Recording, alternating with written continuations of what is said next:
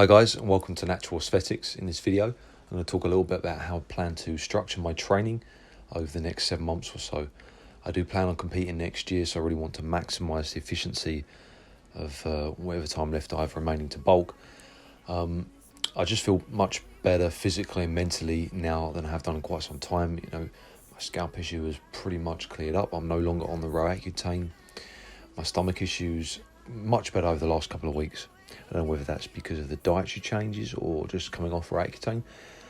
Probably more so the dietary changes, just because the Roaccutane is still in my system and will be for quite some time. But I certainly feel a lot better.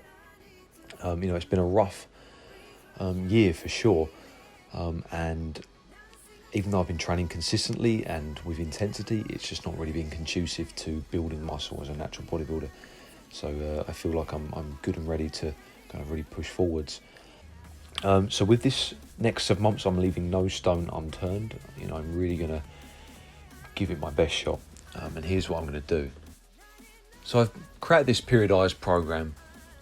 You have the macro cycle at the top, which is the full time period of the program. So July to December 2018. I may extend that to kind of January, depending on the condition that I'm in. And then underneath that, in the blue, we have the mesocycles.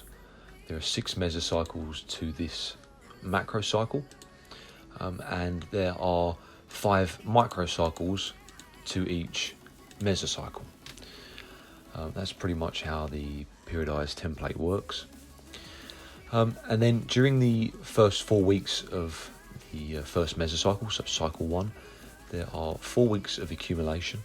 So during this time, I'm ideally looking to increase intensity, volume, prior to the 5th week, 5th microcycle, which is the deload week, which is used to help me recover and prepare for the next cycle, which ultimately I'll be looking to increase the volume or intensity even more than the first cycle.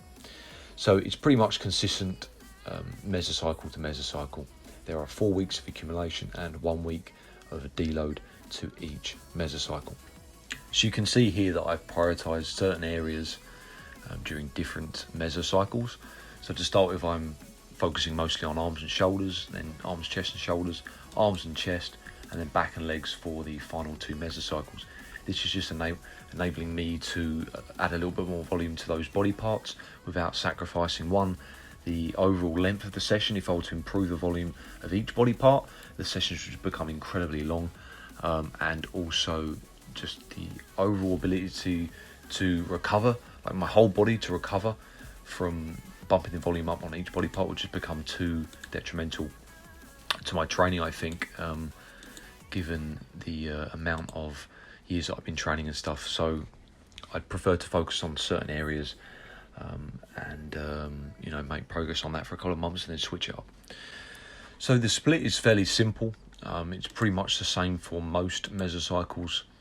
Shoulders, chest and triceps Monday, back, biceps and legs Tuesday, rest on Wednesday, on Thursday shoulders, chest and triceps, and then Friday back, biceps and legs. It's pretty much consistent all the way through. There are slight changes at the end, just so I can prioritize on certain areas, starting with back at the beginning of the session as opposed to shoulders or chest, because I want to prioritize back, so therefore it makes sense to do it at the start of the workout. Stuff like that's pretty much simple. Each mesocycle will consist of 4 days of training and 3 days of rest. I like to have the 2 rest days prior to the start of the next microcycle. So the exercise selection, this is kind of how I want to start the routine. So this is what I will be doing on the first week, the first microcycle. And you'll notice that the sets are the highest for shoulders, biceps and triceps, and that's because I want to prioritize on those areas for the first mesocycle. So it's got 15 sets, 12 and 12. If you look at the other body parts, they're a little bit lower. 8 for chest, 8 for upper back, traps, lower back 4. I think that doesn't need to be anywhere near as high. And the legs sort of around 4 to 6. And then this will change microcycle to microcycle. Hopefully I'll be looking to add sets to these areas in particular, shoulders, biceps and triceps. Maybe add a few more sets on some of the other areas as well.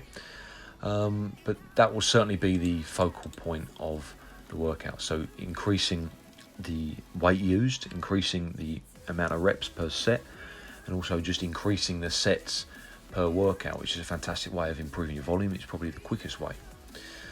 And then I'll have the deload, where I'll probably do no more than 50% of that, maybe even a little bit less,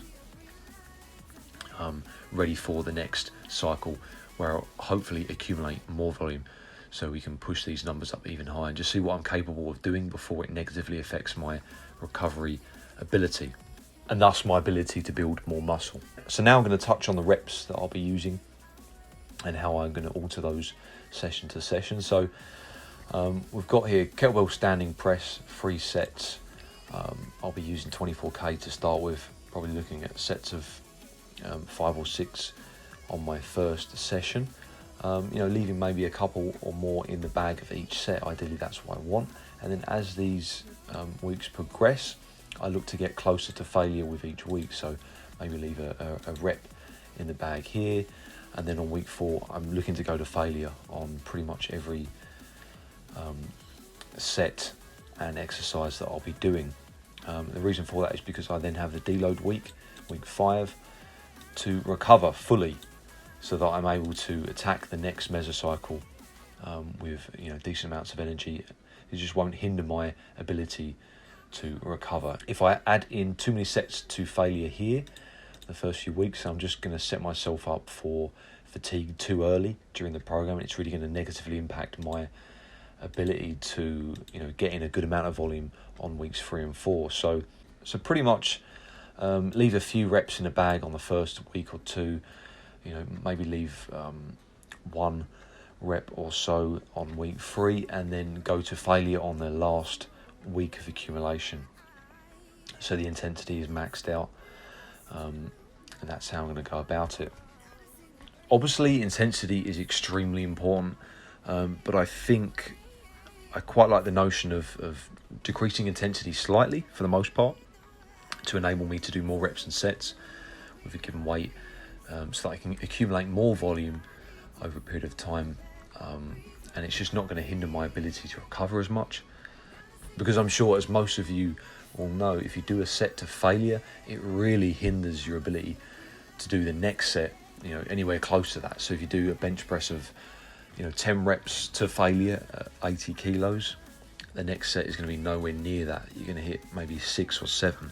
Whereas if you hit maybe sets of 8, you can keep that constant, and you can probably eke out more volume before the onset of fatigue. So that's the reasoning behind that. Obviously, form must be kept consistent throughout the routine. Each rep of each set must be as mechanical as I can make it, just so that it's easier to track volume and I'm not adding momentum into the equation, and therefore it's going to kind of skew volume off. So that's pretty much it, guys. I hope you enjoyed the video. Give it a thumbs up if you did. Subscribe to see more.